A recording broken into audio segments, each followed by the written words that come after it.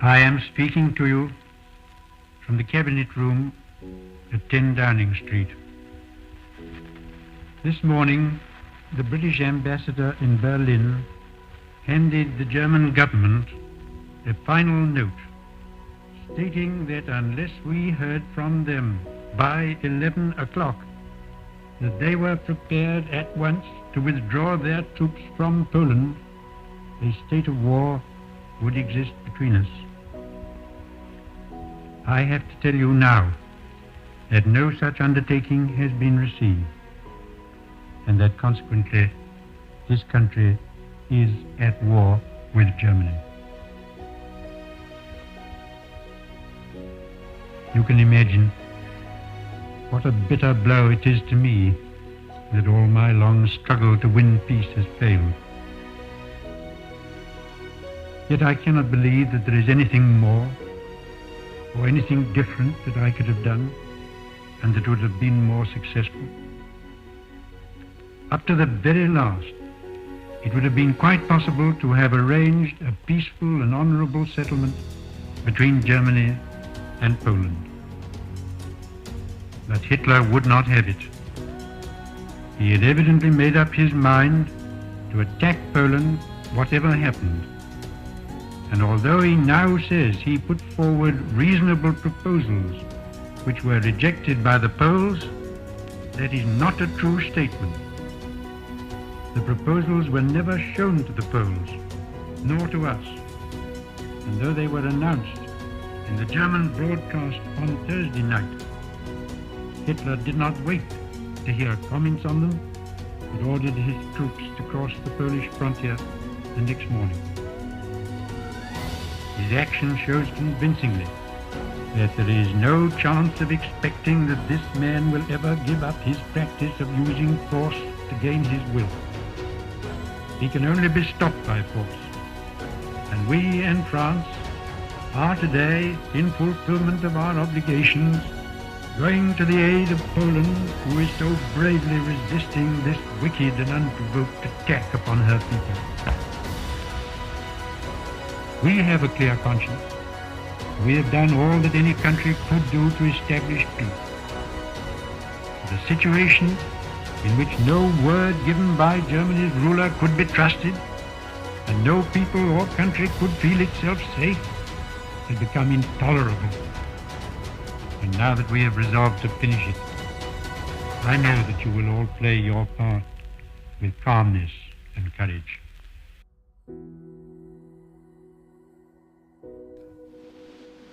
When Napoleon lay at Boulogne for a year with his flat-bottom boats and his grand army, he was told by someone, "There are bitter weeds in England." There are certainly a great many more of them since the British Expeditionary Force returned. Sir, I have myself full confidence that if all do their duty, if nothing is neglected, and if the best arrangements are made, as they are being made, we shall prove ourselves once more able to defend our island home, to ride out the storm of war, and to outlive the menace of tyranny, if necessary for years, if necessary alone. At any rate, that is what we are going to try to do. That is the resolve of His Majesty's government, every man of them. That is the will of Parliament and the nation. The British Empire and the French Republic, linked together in their cause and in their need, will defend to the death their native soil, aiding each other like good comrades to the utmost of their strength. We shall go on to the end. We shall fight in France. We shall fight on the seas and oceans. We shall fight with growing confidence and growing strength in the air.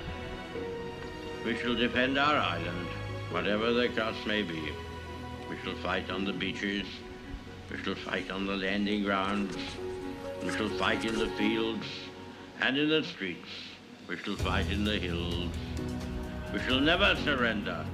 And if, which I do not for a moment believe, this island or a large part of it were subjugated and starving, then our empire beyond the seas armed and guarded by the British fleet, would carry on the struggle until, in God's good time, the new world, with all its power and might, steps forth to the rescue and the liberation of the old.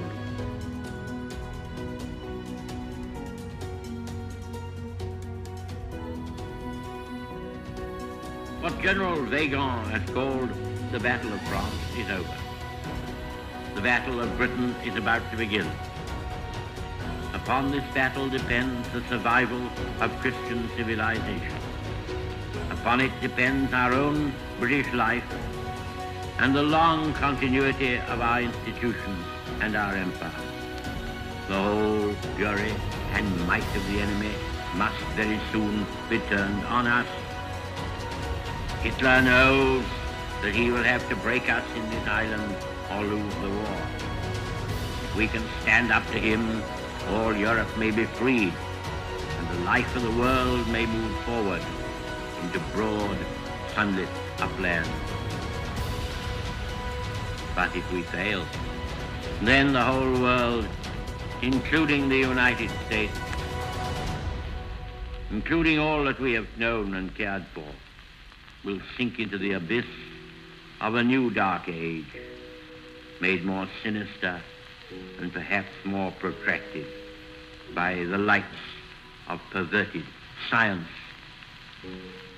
Let us therefore brace ourselves to our duty, and so bear ourselves that if the British Empire and its commonwealths last for 1,000 years, men will still say, this was their finest hour.